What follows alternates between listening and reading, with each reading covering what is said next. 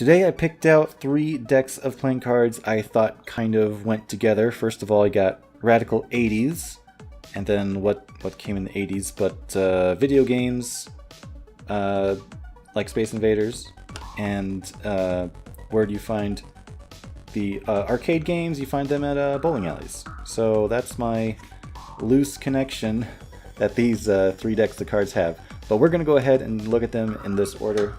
Let's start off with Radical 80's. Oh, even the back is a tape cassette looking thing. But other than that, the box is pretty plain. I got some, oh, I don't know what that was. But yeah, these are United States Playing Card Company playing cards. So you got the, should have the air cushion finish. Ooh, look at the jokers, or a joker there. Is there a second joker? Uh-oh. If not, you know, that kind of loses points with me, but whatever. So the back, I guess that thick black border makes it a little weird on the fanning, but that's what the back looks like. So we got one joker. We'll see if we come across the other one. Oh, there it is. 2 jokers. Pretty much the same, except one has, I don't know, some graffiti on it or something like that. Kind of odd. Anyway, the cards themselves, instead of an ace, actually we have a 0 and a 1. Unless the 0 is just an extra card, we'll see here. Got 1, 6, 9. Oh yeah, it must be an extra card. I must have forgotten because I put it in between the jokers to tell me that it was an extra card. So the 0 is just an extra thing. But instead of an ace, we have a 1. And then it goes through the regular numbers. I've obviously used these before because they're not in order. Holding another tape cassette there. Don't know what's up with the hairdo, if that was a 80's hairdo. I don't know. It doesn't really look like something. But yeah, you got just numerical, digital numbers looking. That's kind of neat. I'll just flip the whole thing over since this is a 9. That's a little tricky without the line underneath it, just because you gotta look up in the corner to know it's a 9. If someone plays a 6 like this in the game that's, I don't know, played fast, then you gotta double check them, make sure they're not cheating. 8, 4, 3. So yeah, the hearts are pink, the spades are green, the clubs are blue, the diamonds are purple. Guess I can go through the rest of these pretty quick until we get to a royal card. You got a guitar head sticking up back here. And I guess he's wearing a headband. It's kind of 80's, right? I'm going to give up on trying to flip him over. Oh, you got a Polaroid camera. Nice there. Really curly hair and a big bow. I don't know if that's 80's. I don't know if anybody out there who's been in the 80's, did you ever have hair like that?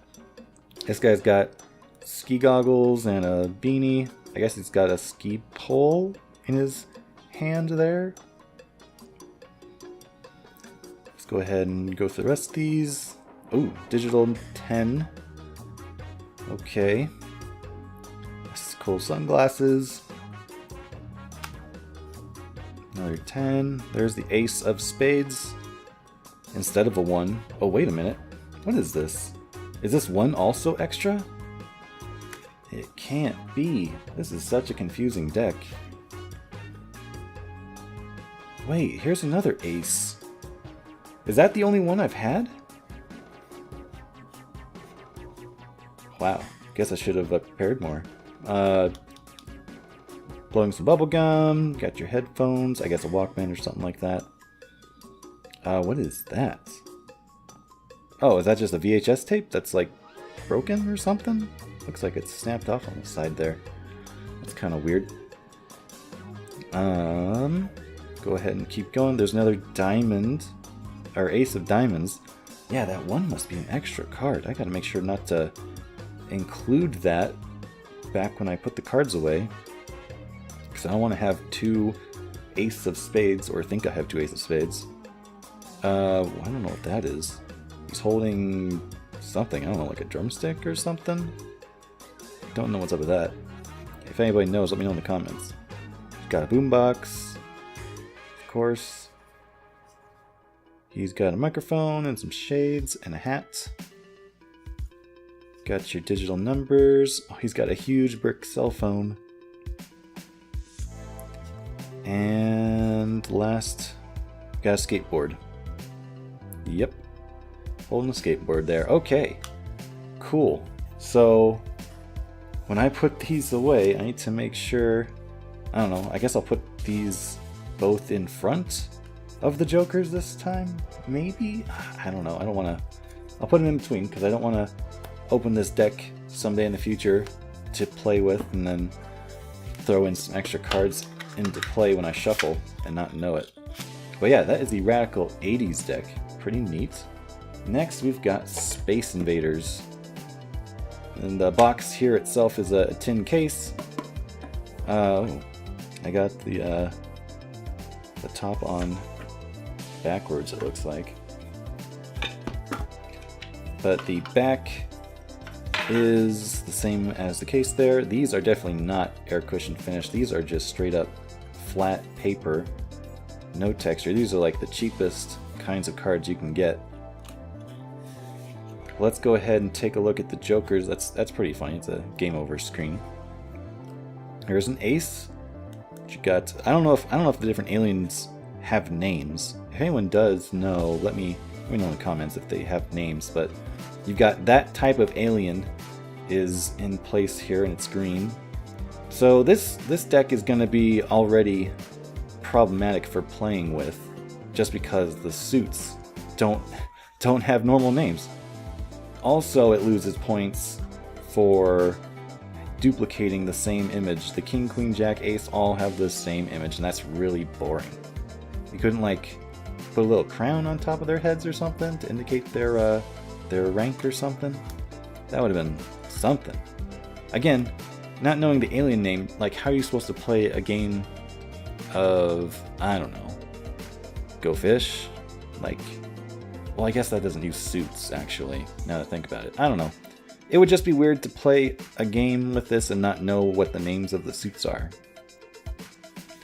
If you're to play a game of hearts, like, what, I guess you just have to designate which suit amongst you is the hearts suit.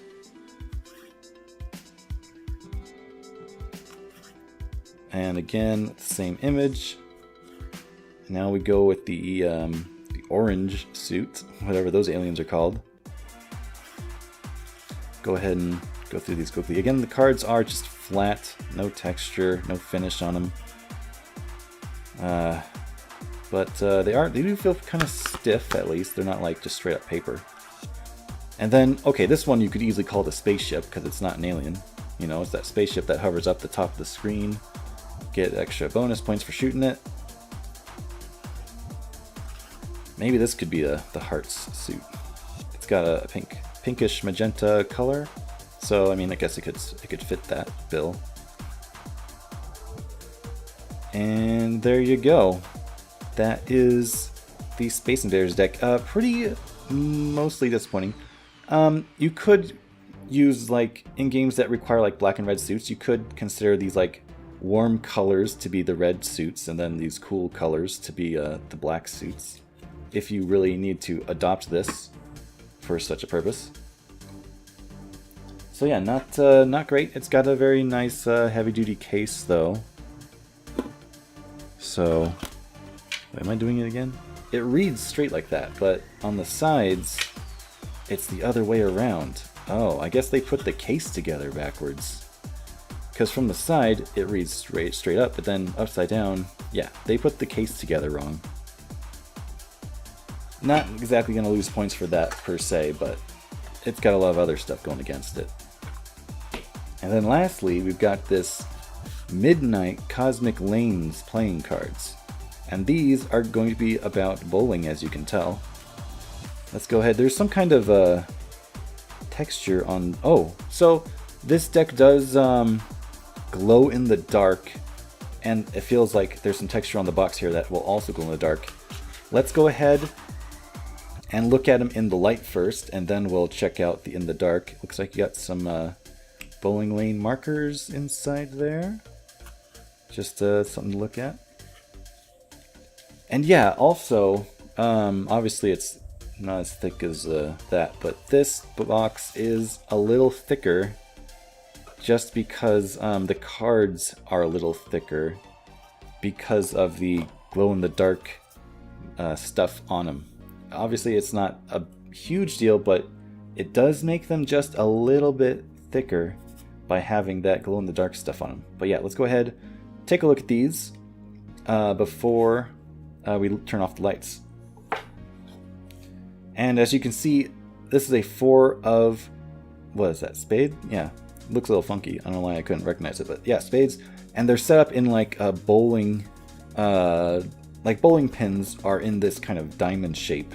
And that's the shape that they're taking here. So if you happened to throw the ball at an angle like that and knocked all those other pins down, these are the ones that are like still standing up. And that's kind of neat. This would be a perfect deck to play at a bowling alley if, I don't know, you need something to do in between turns. Don't want to watch other people bowl. Just an idea.